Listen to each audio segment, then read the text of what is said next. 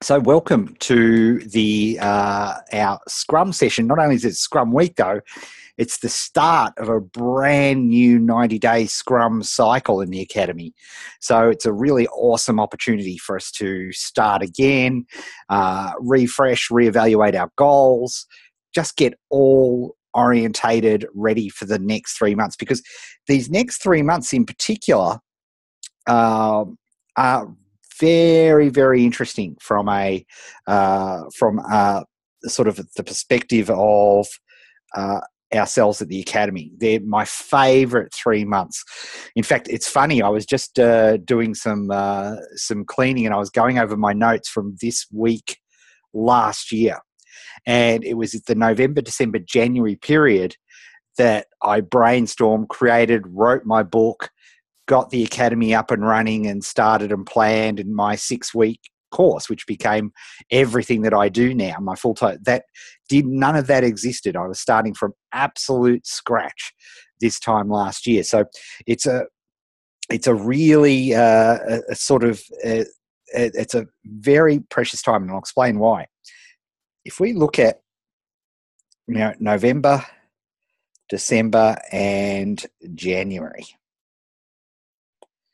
right? Typically, what happens for most amateurs, most hobbyists, what happens is in November we do a bit of work, right? And maybe with a little bit of intensity, but then Thanksgiving hits, December hits here in Australia and in European countries, and then too many things are happening. So all the momentum stops, the holidays hit, and then finally, effectively, come January, you go, right, start again. And January is often a fabulous month for doing things and working. So at an individual level, that's typically what happens. Now, we might start off here. So if we look at it, if we drew it graphically, we start here in intensity levels, everything drops off to here, and then we have to start again, right? So if we look at, if this is results,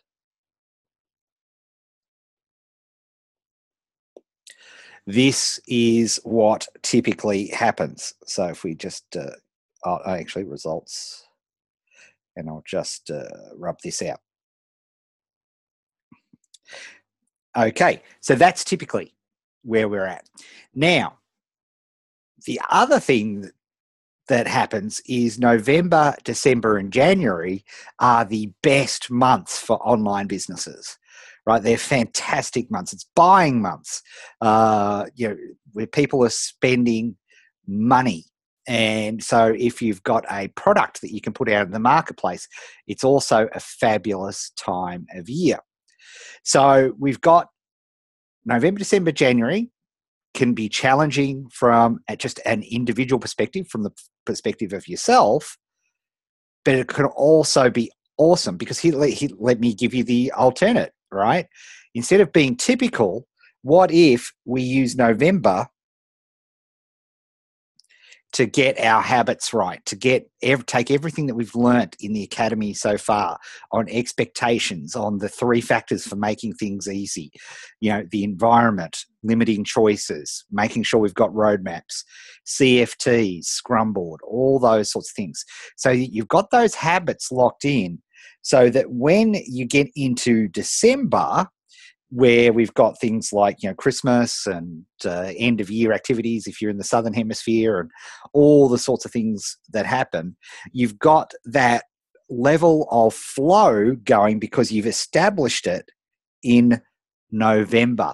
So we've got the flow which we all want to work, because unfortunately amateurs, and I've seen this with over a decade now, 13 years of Your First Dollar and the Challenge, right? People who are successful are the ones who get into a flow, get into a cadence, right? Just like the Tour de France riders, you'll notice that their pedaling motion stays the same. They have a particular cadence which they work to. Same with professional marathon runners and sprinters. Their cadence stays exactly the same. You can measure it on a metronome, right? That's what successful people do. Amateurs, what they do is They won't do stuff, and in the challenge, typically what happens, they don't do anything during the week. They may watch a couple of videos here or there, and they think, right, on the weekend, I'm going to spend 5 hours doing it. And what have we learnt in the challenge? That if you do your body, the most successful creators on the planet, people who are way more disciplined than you or me, right, cannot possibly keep up creative effort for more than maybe 3 hours super max when you're actively creating and building something. And when you're starting an online business, you are in that mode all the time, right? So you run into this feast famine thing, and what happens is you burn out. So your brain goes, wow, that was unpleasant, because yeah, you can push yourself. You can really push yourself to do that. But if you do push yourself, if you stretch and then break, you burn out and you stop. It's happened to me. It's happened to you. It happens to everybody. Whereas what we know is, if you're learning an instrument, if you're learning a trade, if you're learning anything, if you get into that cadence of work and regular CFTs where they become enjoyable, you get a dopamine hint, right? You then are able to implement that. You get into the habit of it, so that when you get into a challenging time month like December, you can keep the momentum going. So instead of hitting January basically having to start, imagine, because you've heard me joke a million times before, right? That my best CFT I've tracked it for the last 3 years. My best CFT experience, my world record, and my best lots of 16, 17 CFTs in a week occurred when I got back in January, all fired up, ready to go. Imagine, and you don't have to imagine, because this is what we're going to do in the Academy, instead of starting from scratch and applying that so you only get to this level of results, imagine if we've kept up our flow, got in the discipline of it, and so we actually don't hit January starting from scratch like most amateurs do, but we hit it ready to go when we're all at peak energy, peak inspiration, peak everything to hit. Imagine what you would do there. How does this sound so far? Just let me know in the chat. How does this sound as a plan and as a strategy instead of the typical strategy? Is that sounded familiar? Yeah, it sounds like a good idea, says Jeremy. Sounds great. Excellent. Yeah, right. So that is part of what we do. Part of my job sounds like a plan. Excellent. Part of my job, right, is getting you, particularly in this month of November, right, particularly here, I've got to get you addicted, right? I've got to get you addicted to CFTs and doing CFTs and getting in the flow of doing critical focus time. Bruce is saying, yeah, I've fallen in the January trap before. Me too. Lots of times. But last year, I didn't, right? I came back, literally started this week last year, and was able to create everything, the 6-week program, the whole deal, wrote a book, and then did all the groundwork in the November, December, January period for what's been my best year in years and years and years. And certainly my most fun year ever, I think, in terms of working, and most satisfying working year ever. And that's what I want you guys to get too. And so the idea, when we understood, setting expectations and understanding what we are capable of, now you've started to get a flavor in this session and in the last cycles that we've done of where you are capable of and what you are capable of doing. And remember, last month we learnt, and all the new research that's just come out on the science of expectation.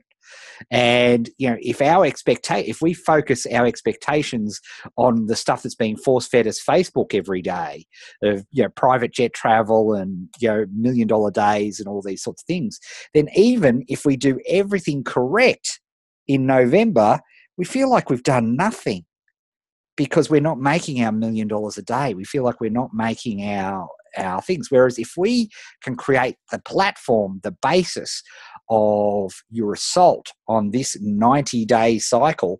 So when we get to January 31, we've hit our 90-day goal in style, right? And we've done it with energy. And we've done it because if you look here, this graph, when we look at results, if we start, this is our starting point here at the start as we are here today, right? That's our starting point. We don't expect to see much in terms of results in runs on the board in our first 30 days. Another incredible disservice that courses do, right? Because the courses are great, but it's very rare that a course is able to deliver you results in a 30-day period unless your expectations are set accordingly. Right? So this is very important. We've got to set how you work. We've got to get you the momentum. We get those dopamine hits of the regular practice, the regular doing work towards our 90-day goal. What we want to do for us to, we need this cycle, right? Where we stretch. Okay, where we stretch ourselves. We learn and observe, rest,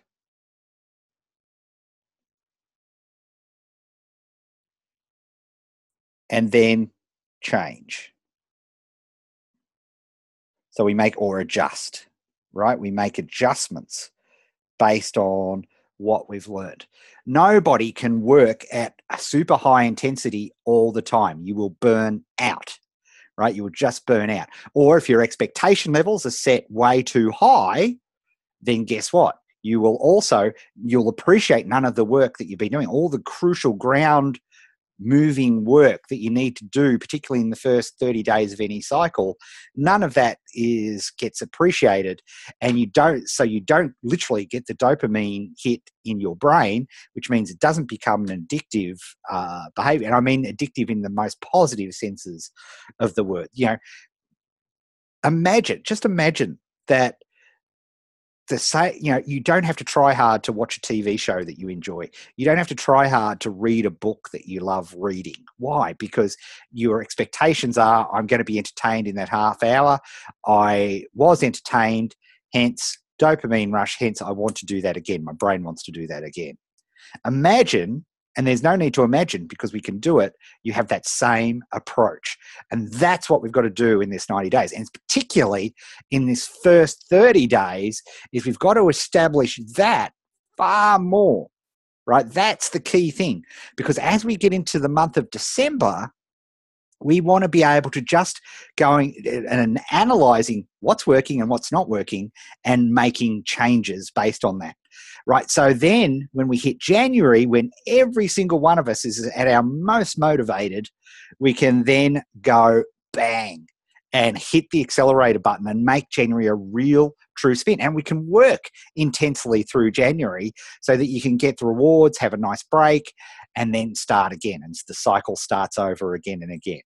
Right? That is a sustaining way of doing business. It's a fun way of doing business. It's the only way that works doing business. And I don't care whether you're, Steve Jobs, Richard Branson, Elon Musk. I don't care who it is.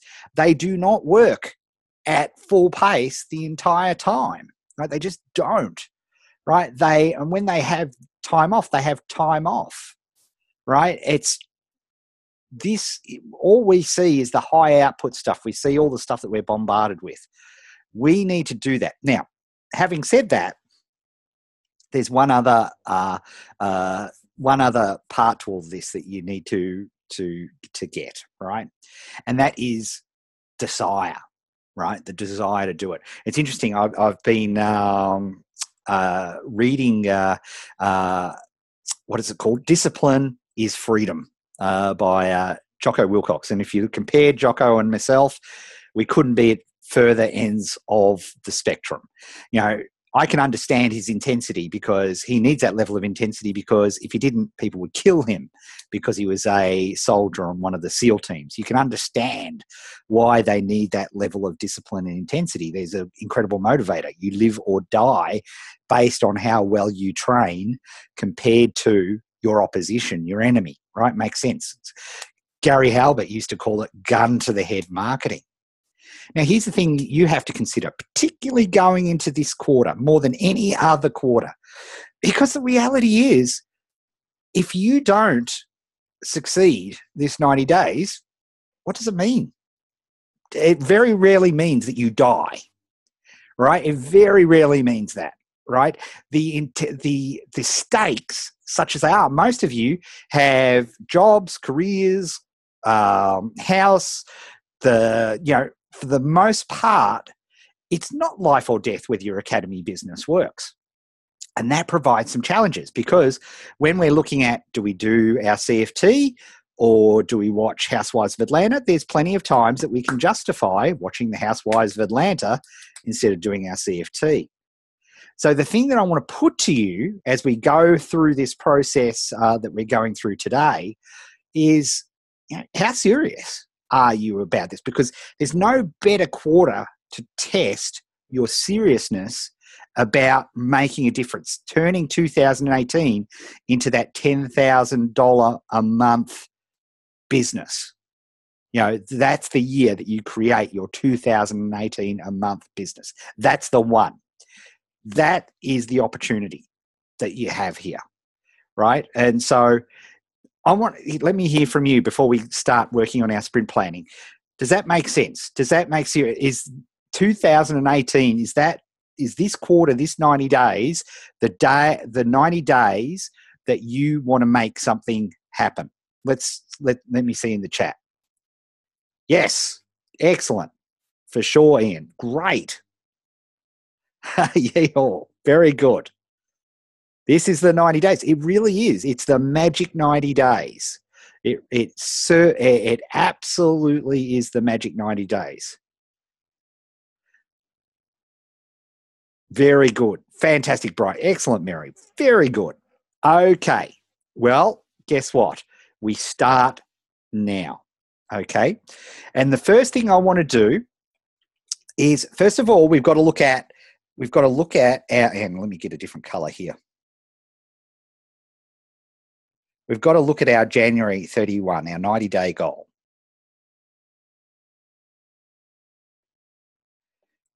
Right? What is our 90-day goal?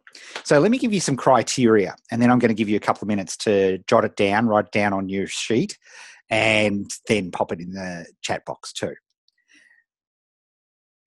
First of all, we've learned a hell of a lot about expectation and the science of expectation.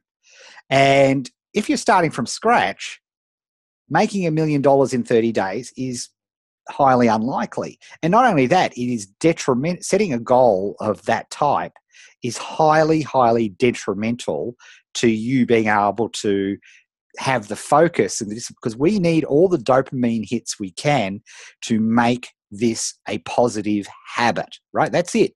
We need chemical reactions in your brain to make this a positive habit. And you get those positive when you do something. I refreshed my Scrum board this morning and it felt great, right? It felt great. New Scrum board, new Post-it notes, fresh smell of Sharpies in the air. It's great. I absolutely got a positive hit from that to give me momentum for going forward. That's what we need to do here. So it's very important that, in the sense that, having done this for a long time, I know what's reasonable to achieve by January 31 for me, right? And I know what that is. So I'm good at that. Mainly because I've had a lot of trial and error over many years.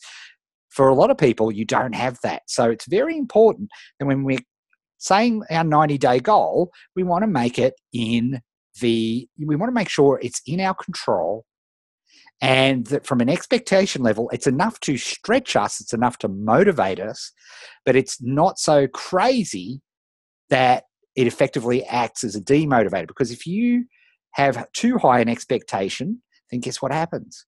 you do your sessions, you do your CFTs for the week, you're nowhere near that because your expectations are set so high, you don't have, no dopamine is produced. Literally, that's the science of it. No dopamine is produced. Your brain says, well, that sucks as an activity.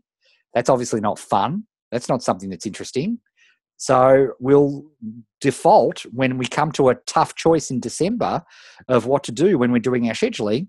Well, we'll take the easy way out. We'll watch a bit more TV. That's what we're faced in. So here we go.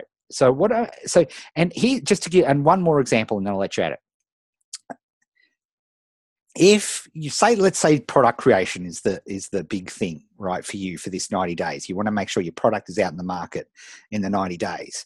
Then rather than say, I want to sell $100,000 worth of my product, because that's out of your control, what's much better is to say that my product is released into the marketplace by this day, right, is a much better way to do it because that's in your control, right? That is something that's in your control. Make sense? All right, I'm going to give you a couple of minutes to jot down your goal, and then when you're done, pop it in the chat box. All right, so go. I'll give you 2 minutes. Set a timer for 2 minutes.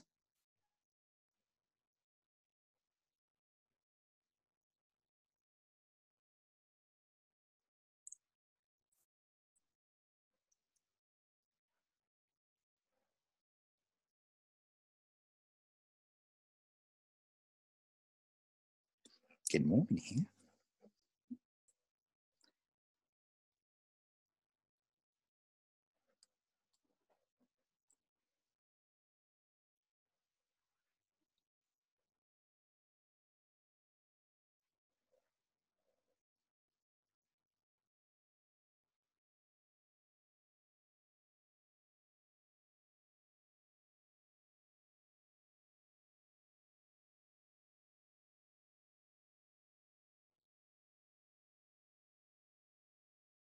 There you go. $497 product is released into the market by 31st of January. Nice.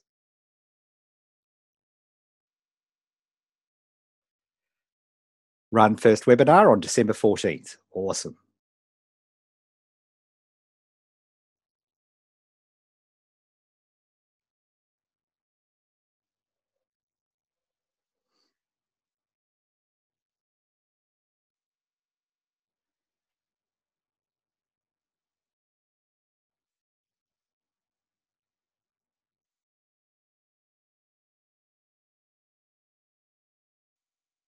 Work on test ads, get responses from the test ads, scope out the products that'll work, and then develop a product release to the market. Create and test sales letter, sales webinar. Excellent. Started Facebook advert campaign and collected 10 plus emails. Have my book ready for publisher by 31st of Jan. Awesome.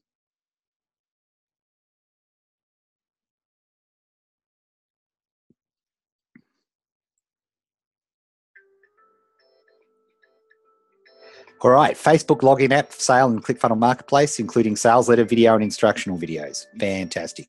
And it's good for you to think about that too, because, it's one thing to have the product released, but to have the product on sale means a sales and a marketing campaign and all of those sorts of things.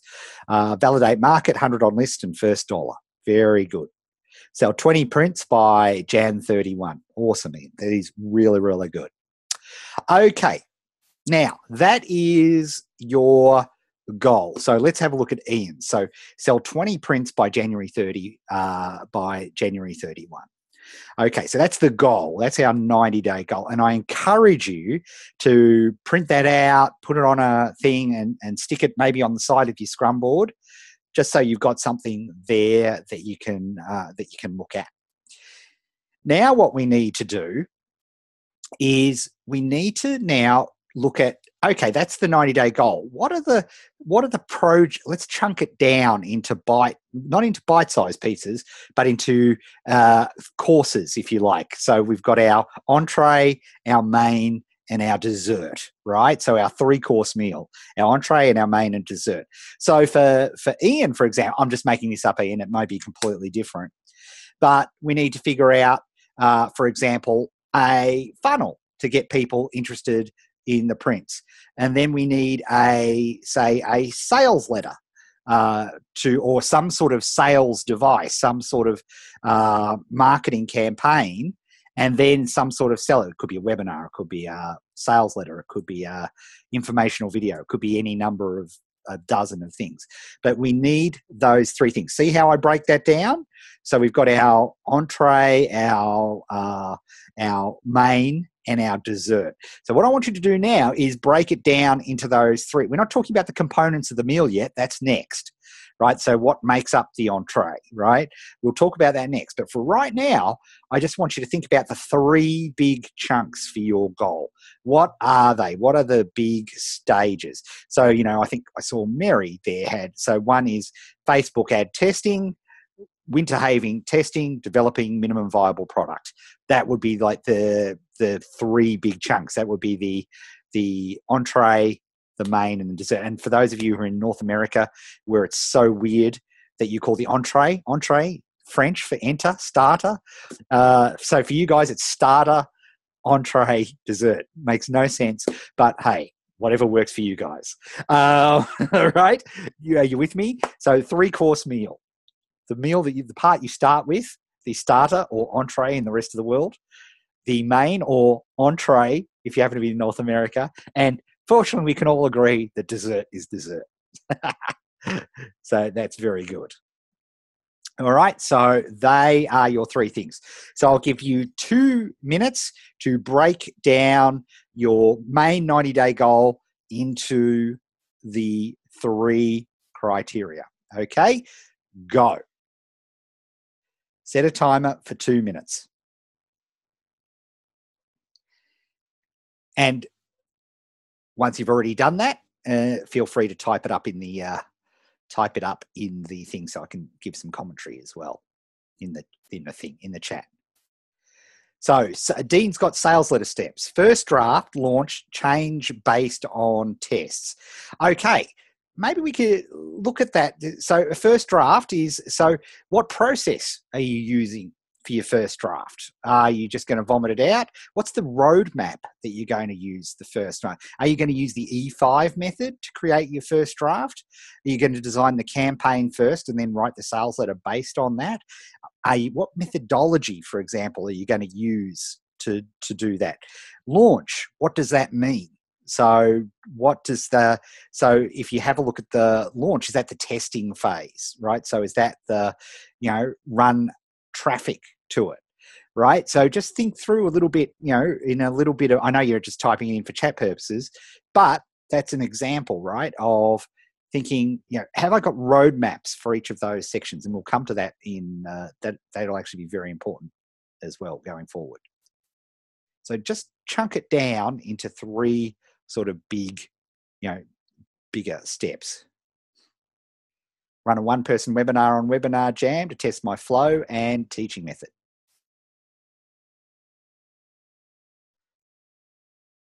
Yeah, one tweak I'd say there is that you'd say schedule 5 1-person tests or just normal tests, because you will suck on the first one.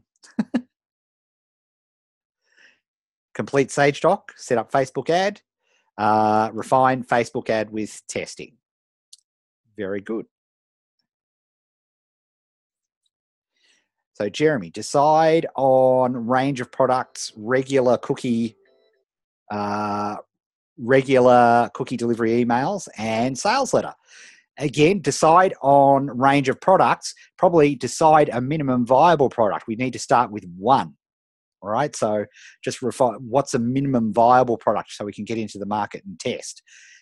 Regular, setting up a regular weekly content. That's definitely a good project. And 3, the sales letter. Is it a sales letter, or like I was saying with Dean, is it this campaign, the marketing campaign to create the sales letter? What approach are you going to use to create the sales letter? Are you just going to use a template? You're going to use the E5 methodology? You're going to use Halbert methodology? What way are you going to do it? Right? That's something to have a think about.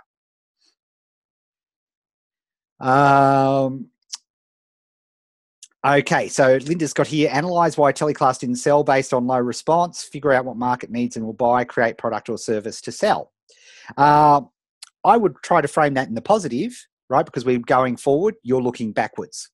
So it would be work on funnel, right? Because there's a whole bunch of assumptions in there. It's that of why something didn't work. You need to create a funnel to get people to buy something, right? So that's what you need to do. So you need to look at forward focusing.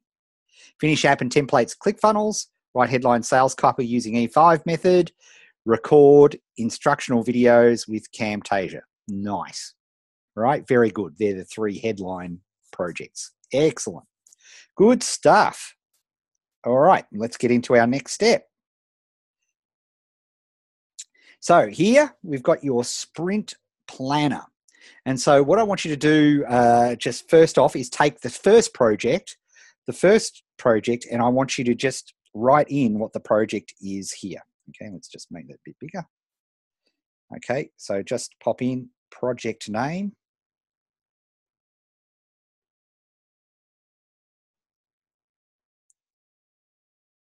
Just write that in there and let me know when you're done.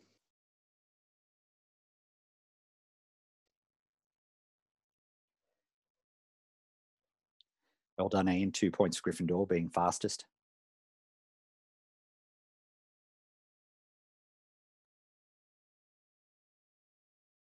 Just one of the 3 parts. We're now breaking this down into the 3 parts. Okay, so now we're just going to focus on the starter or entree, depending on what part of the planet you're in.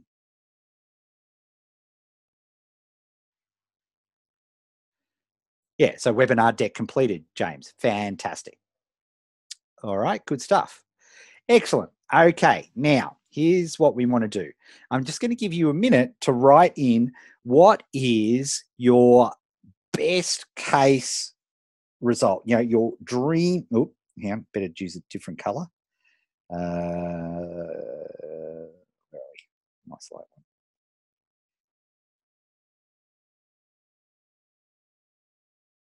Your dream result.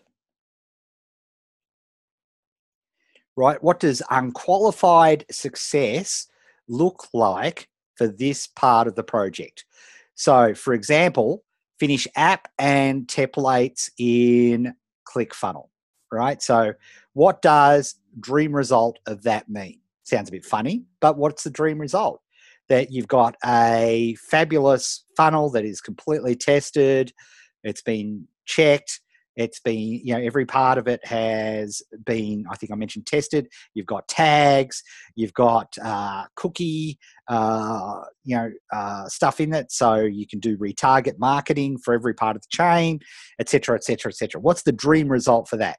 So, so for Ian, a dream result would be, okay, sell 50 prints. So if your project is, you know, sell 50 prints, that's fine. So that's good. First draft of the sales letter is live and selling great. And remember here, what we're doing is we're chunking down to the first part of the project, right? This is part 1.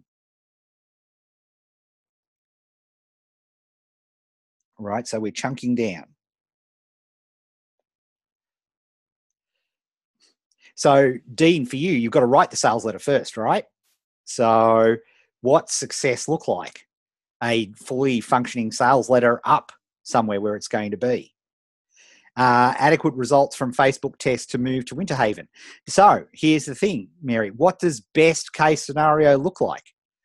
Right? With that, what's a dream result look like? That it meets the criteria of Winter Haven. So you might put meets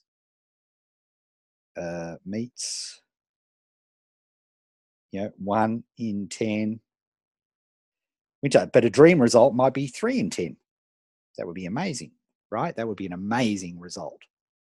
All right. Well-constructed minimum viable product, works well, helpful, good reviews. Fabulous. Love that, Jeremy. Spot on. Very, very good. So again, to qualify, this is the first chunk, right? This is the first chunk. So this is your starter.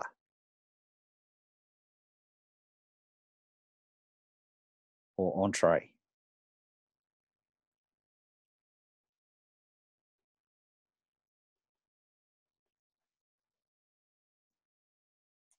All right, I'll just give you a minute.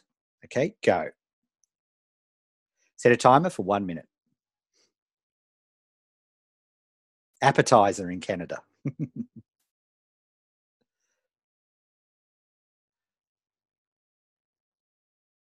part where you have the garlic bread.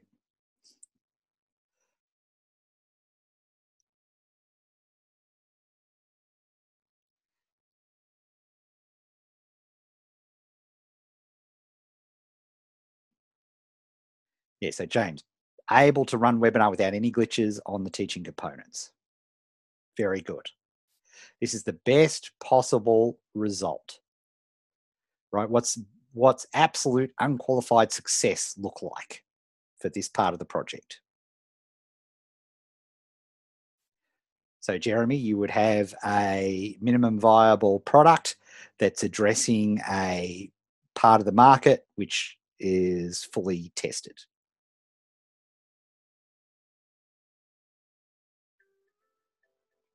Yeah. So first advert placed, Ian, what would be an amazing result, right, would be that the ad had a click-through rate of 3%, right? That would be actually what a good result would be for the ad, for example. 30% sales conversions, very good. That would be a dream result on a webinar. That's exactly right. Yeah. So we need to call the ball, right? We need to have some sort of, specifics. And don't worry, if you don't know what the specifics are, well, spoiler alert, that's some criteria that we'll be working on here. Now, what I want you to do is, what's the worst result? I'm going to give you a minute to write down what the worst result is for this. Too often we look at, well, one of two things happens. We either look at the worst case scenario all the time and constantly freak out about it, or if you're high quick start, low follow through like me, we're always looking. We never want to look at what the reverse scenario is. We never want to look at the glass half empty situation.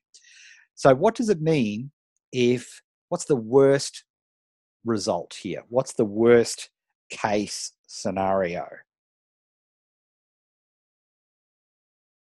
So if this doesn't work, what's the worst case?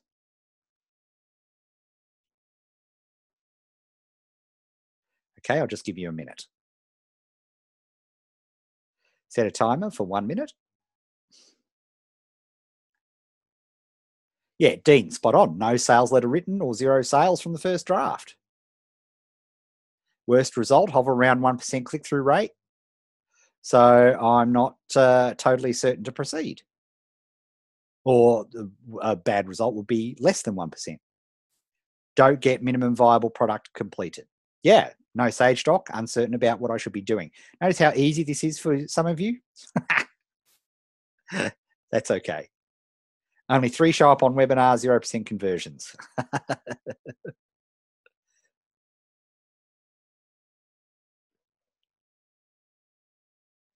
But notice the worst case result is you starve to death, or you lose a limb, or you internally combust, or your house and everything that you have is taken away from you. Spend December watching Christmas movies and getting nothing done. There you go. That's exactly right.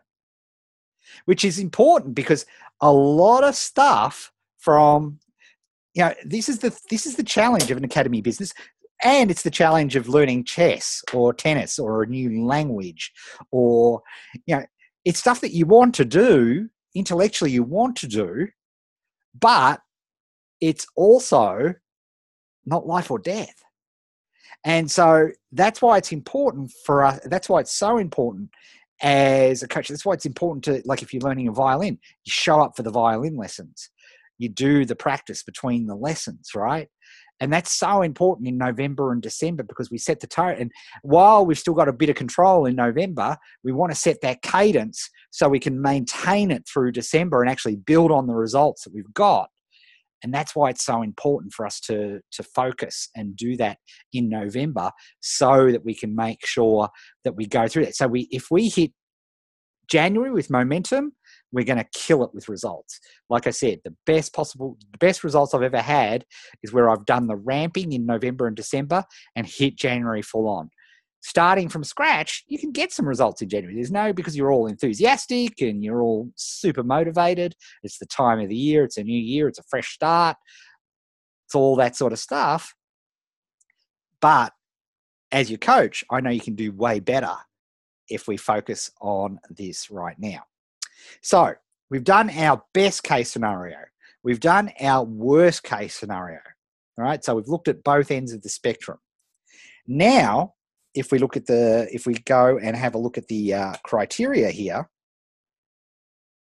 we want to look at how do we know whether this project, this part, the start of the entree, the appetizer, I need to use a more universal metaphor.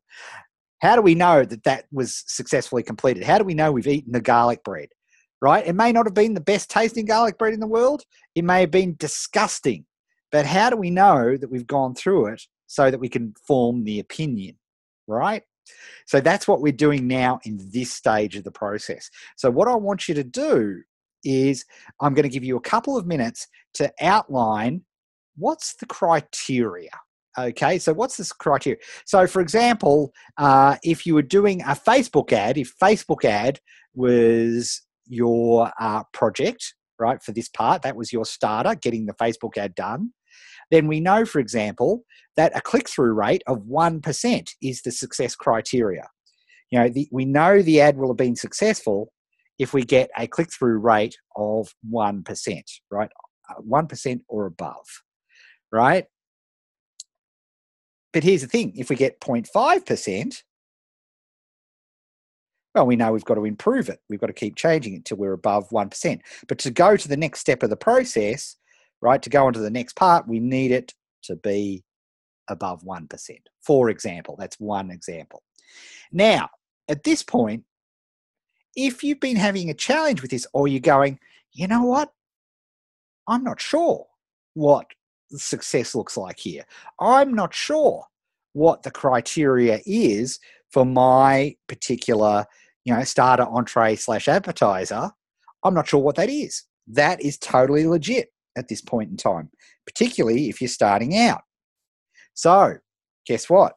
Freebie, your first CFT session, your first ticket is going to be something along the lines of Ask Academy Group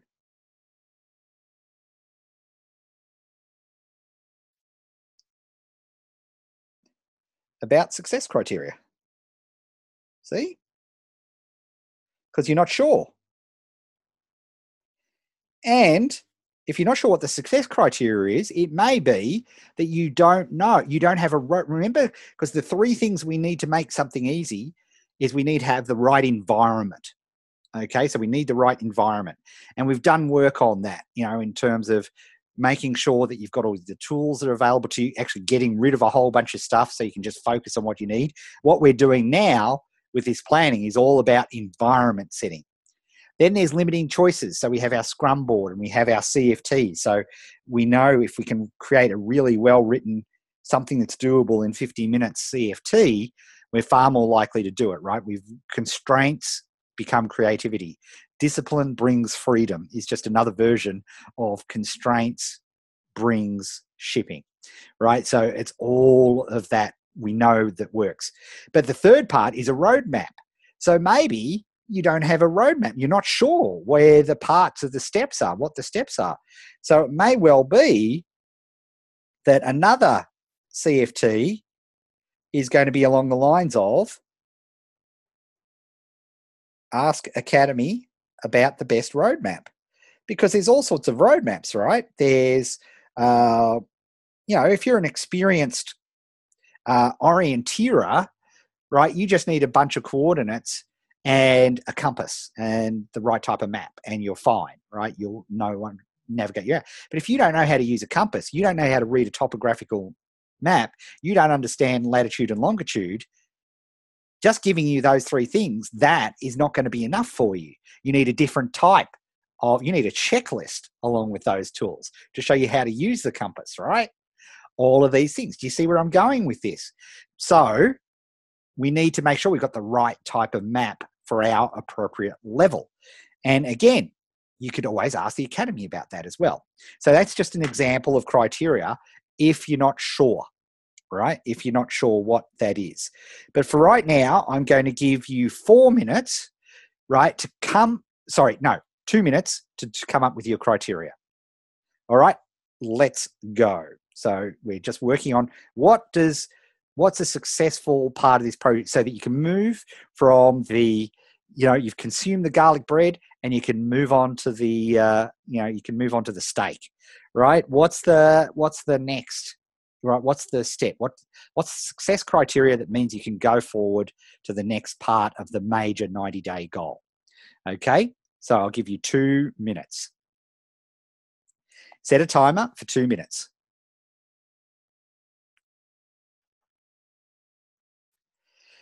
So Dean's got a good question here. I'm still stuck a little on the criteria for developing a sales letter. Isn't that just that's done or not? No. Well, you can just try create a sales letter out of nothing, but what process are you using? What template, what methodology are you using for creating a sales letter? Using John Carlton's methodology, using E5 methodology, using Halbert methodology? Are you just going to wing it based on past experience? I don't know. Right? That's, what are you going to do that? How are you going to chunk it up? Because doing a sales letter or not, that's not good chunking, right? As you'll learn in the next step, because you can't do a sales letter in one 50-minute session, right? It doesn't work like that. I don't have it anymore because it was last quarter, but, when I did a sales letter, it required 30 odd CFTs and there was 8 different types of CFT because I was using E5 methodology. So I could chunk down into little individual parts.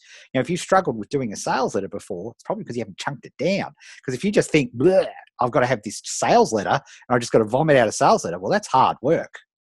That's just real hard work. If you don't have a guideline of what approach you're going to use, how are you going to structure what parts, what segments are you going to have? What are you going to work on, right? All of these are things that, come to, so criteria, that's fine, right? A good sales letter on cold traffic, if it's under $100, will sell between 0.5 and 1%. A sales letter as a general rule for us to make it worth testing, we try to go above 1%, right? So that's success criteria. That's relatively easy. But then you've got to build the letter, right? And that's a lot of work. So what do we got here? Sales, shares, comments, and inquiries. 1%. And so what are those, and so what are those numbers? So I know you probably just typed them up here, but hopefully you've got, you've also got the numbers there, Ian. Focus on minimum viable product. App will be in beta and doesn't have to be perfect. Yeah, but it has to be shipped. It has to be out there. Very good. That's excellent. Right? And if you're not 100% sure about criteria, probably means that you need to spend the first couple of your CFTs doing in your breakdown, figuring out what those criteria are. Because how can you build, and Dean, you may well know this, I'm just using this as an example. How do you know what a good sales letter is unless you've got a guide, right? How are you going to approach it? There's many ways to skin that particular cat. So that's why you need to have a particular methodology. Cheryl just said, I just realized my entree was too big. Who hasn't done that before? Who hasn't smashed the entrees, the starters, the appetizers, and you ruined the main meal because you got sick, right? Totally. You got to chunk it down, because if we don't start small enough, creating a sales letter that has the potential to, one sales letter to me, I'm sorry to harp on the sales letter, Dean, but it's just a great example for everybody. A sales letter to me is a very large project because it's really a sales campaign than a sales letter.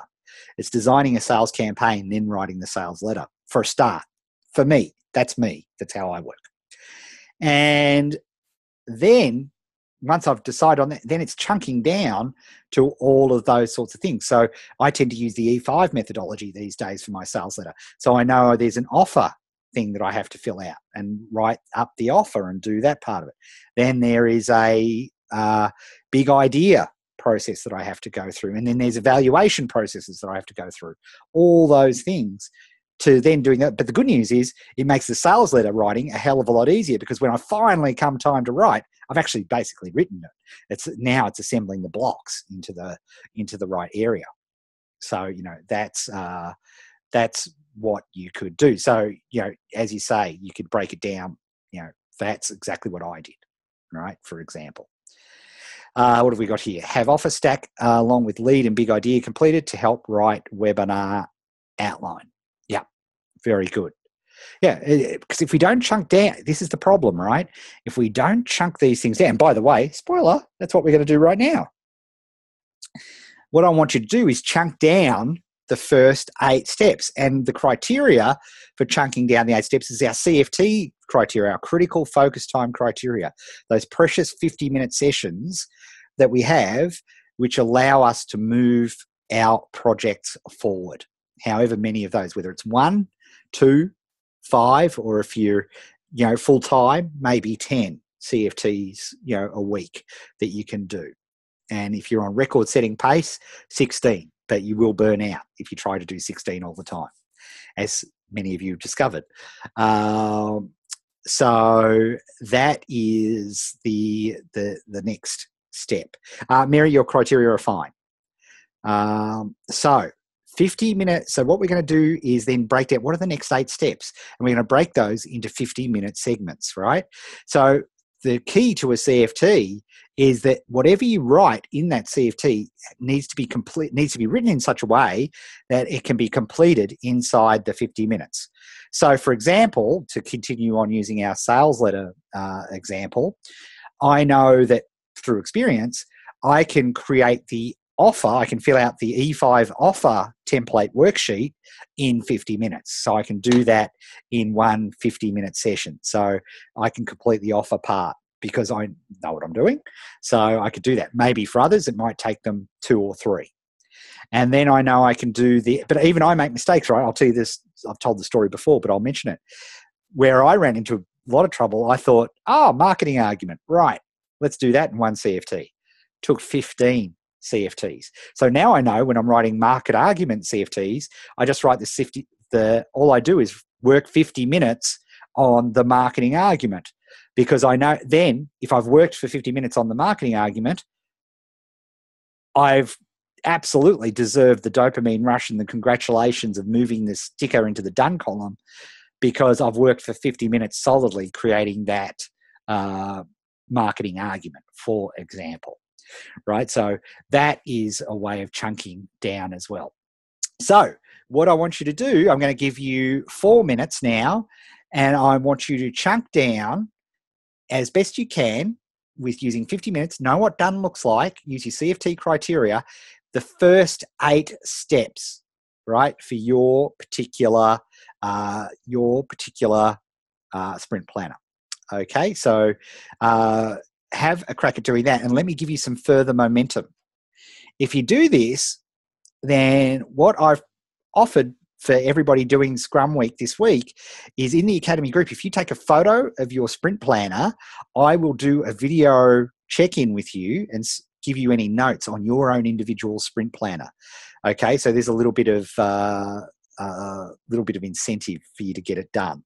Okay, so now what we're going to do is, so we want to literally create, what are our next as much as 8 50-minute steps, right? What are our next 8 50-minute CFT steps? Let's chunk it down and let's see what they look like. So I'll give you 4 minutes. All right, Let's go. Set a timer for 4 minutes. And I'll just go grab a quick drink of water while you're working on chunking down into your 8 50-minute CFTs.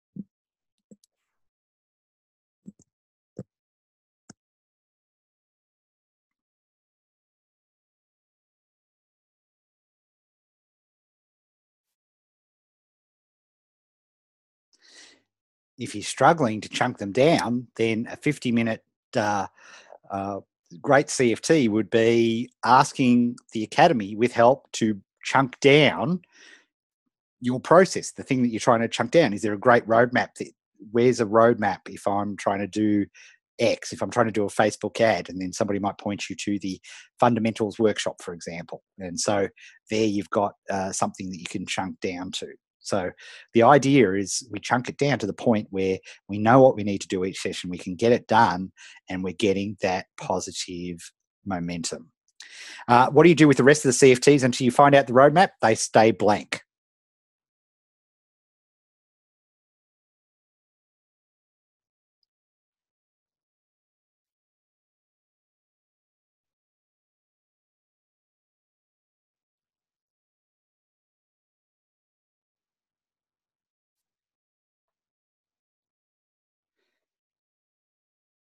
It's funny because if we do it in any other context other than an online business, it seems so obvious. It's the equivalent of, um, okay, I'm doing you know, uh, I'm going to do a 10-song violin concert. Okay, great. What are the songs? Okay, how well do you know how to play? Oh, well, I'm just starting. I'm just learning. Have you ever played violin before? No. Okay, well, you know, we know with the Suzuki methodology in violin, if you stick to the Suzuki methodology for a year of lessons and group lessons and doing practice, you'll be able to play all of book one. So you'll be able to play your book one graduation concert at the end of 12 months. Yeah, with an online business, we make the mistake of saying things like, oh, I need to do a sales letter. That's the equivalent of a 10, that's the equivalent of a 10 song concert. It's crazy when you think about it. All right, how did you go? Do you need more time? Got it? Just let me know in the chatto column.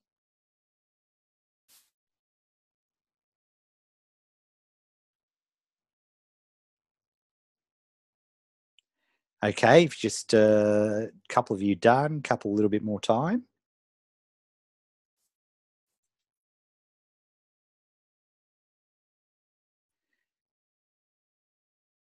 So there's another couple of sprint planners there that that you can use for the other parts. So you can work on the mains and you can work on the dessert as well.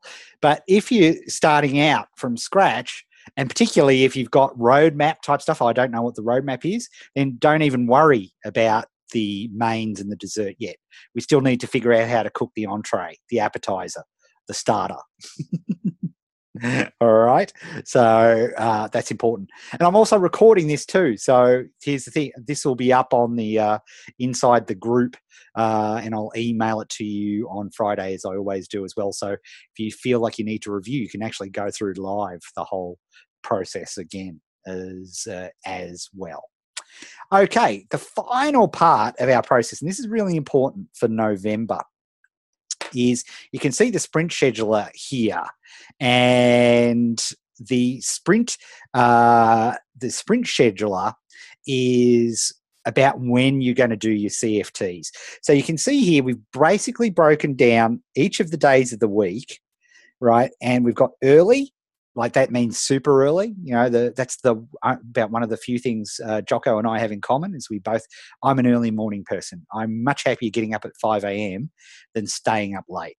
Whereas I know other people I know can't even think about writing copy until it's 11 o'clock at night. Crazy, but that's what type of person are you? A morning person, afternoon person. For a lot of you, you're working during morning, mid, and afternoon, so you can't possibly do your stuff there. So you need to do it later in the night. But what I want you to do is I just want you to spend a minute just think about your average week in November. Think about your average week. And so when I've looked at that here, I know early Monday morning is good. Early, and then when I say early, that's 5 a.m. So I do a CFT sort of 5 a.m. and then in the morning, so that's like a 10:30 for me. On Tuesdays, I speak with some clients usually on Tuesday morning. So I've got I do one CFT about midday. Notice I've got no CFTs on the weekends and no CFTs late or in the afternoon, because what I've learned about myself is I suck. I need my nana nap at the afternoon, and I need to do stuff which is like responding, to email and things like stuff that I can do that doesn't take a high level of intensity. Like anything to do with your core project will be a high level of intensity, right? So just take a moment. I'll just give you a minute just to scribble in when are the days for you. So you can see I've got 1, 2, 3, 4, 5, 6, 7, 8, 9. I love the Wednesday ones because they're actually our Academy implementation. So I get two for the price of one, and that's a great opportunity for you to get a couple done, or at least one done, by coming to an Academy implementation session and working with everybody else in the group just on your own CFT. It's a great opportunity to do that. So just take a minute I'll just give you a minute and just, cross out, X out, or scribble, or however you want to do it. On an average normal week, when can you do CFT sessions just on your normal week, and look at the whole week from Monday to Sunday, and when can you do it? That's just me. I'm me, right? So what I do is not necessarily great for you, particularly from a night person, right? You definitely don't want to be doing what I'm doing. So I'll just give you a minute to do that. And when you're done, what I'd love, just for my own interest, is how many chunks have you been able to put in, right? How many blocks have you been able to put in, right? And remember, I do this full time. So I don't expect most of you to come anywhere near 10. If you're working full time, as your day job, and you're looking to transition into your Academy business, I don't expect you to do anything like 10, right? That's for me being full time. I do this all the time, right? So keep that in mind. Okay, give you a minute, and then when you're finished, just type in the chat how many CFTs you've got. And if it's one is great. If you can do one consistently and build momentum during November, that's awesome. So you can build that momentum and make it 2 in December, right? That's fine too. Whatever it is, it is. Be realistic. Don't overcommit yourself, right? Because that's crazy. And again, what happens if you overcommit yourself here? I prefer you to undercommit yourself than overcommit, because if you overcommit yourself now and you don't get that, guess what happens? No dopamine rush. You've set expectations too high for yourself, and then it won't become an addictive habit. And then when the distractions of December hit, you'll be in trouble, instead of being so excited because you're getting this momentum because we've hit the right amount of stuff. So I'll give you a minute. A couple of you already been doing it, which is great. Set a timer for 1 minute.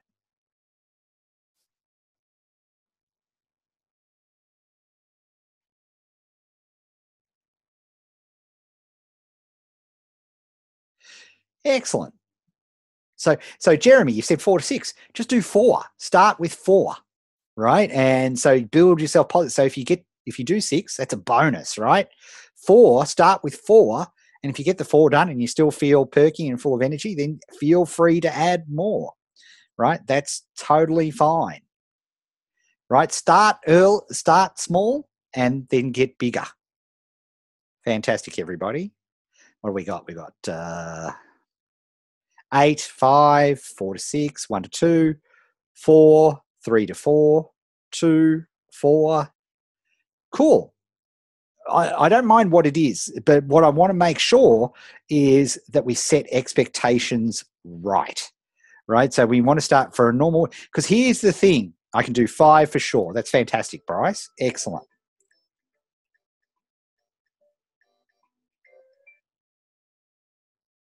So with that, right, this way we can have a look, and when we look at our week, we can start to get a feel for what we need to do. Because guess what? You can literally take those Post-it notes that you created and you can stick them in the slots. Here is one way to do it. Or you can use a sprint thing as well. Oh, there we are. Very good. All right. Fantastic. Okay. So what I would love, and just remember the offer,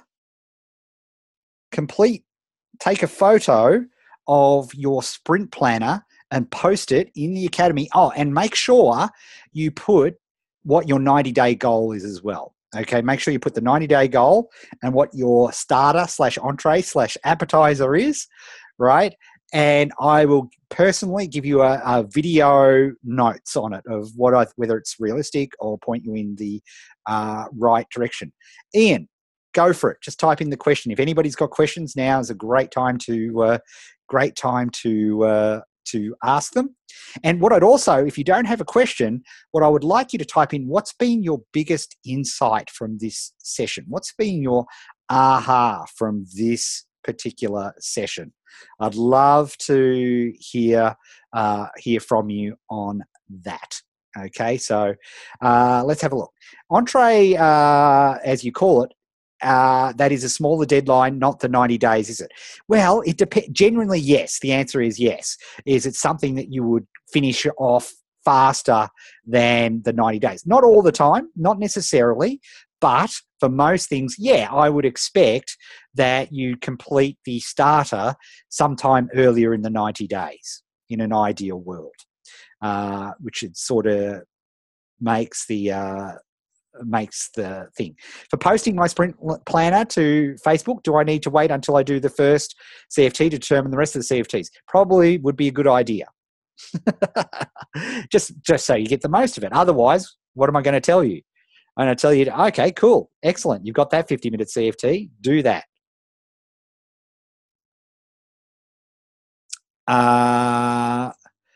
Your comment on those that succeed versus those do not succeed is consistency. Right. That was the aha. It's totally if they develop a cadence, a flow to what they're doing, they're the ones that are going to succeed. And it was always the way in the challenge, and it's the way here too. 90-day look at projects will help energize my efforts. That's the idea of doing it. Biggest insight, don't give up in spite of performance. I'm big picture, and taking me to small picture is great. Biggest insight, learning from past 6 months and can jump back in now. Very good. Committing to times for CFT and anything else is a bonus. That is so true. Awesome. Very good, everybody. Well done. Creating extra tickets for things that take longer than 50 minutes to move and get that rush. So that's a great one, Will. As one of my personal favorite hacks with all of this is give yourself the win, right? Some of my CFTs are super easy. I can knock them off in 10 minutes. In fact, today I've got to set up a new product in Stripe. I know that's going to take way less. It's important, right? It's going to take way less than 50 minutes. But then, hey, boom, free kick. get that momentum, get that dopamine rush, ready to do more stuff. That's what it's all about. All right, folks, thank you very much for whether you've been on the recording or you've been here live. Thank you so much for being part of this. It's if feel free to go back through this in real time later on and work through the other parts, because you should do the same thing for your mains and your desserts, right? You should do that for all of them as well, right? But if you don't know right now, there's no point even thinking about mains until we figure out how do we cook our entree, right? So, or our appetizer or our starter, depending on what part of the world you're in. We're global. All right. Thanks, everybody. We'll speak real soon.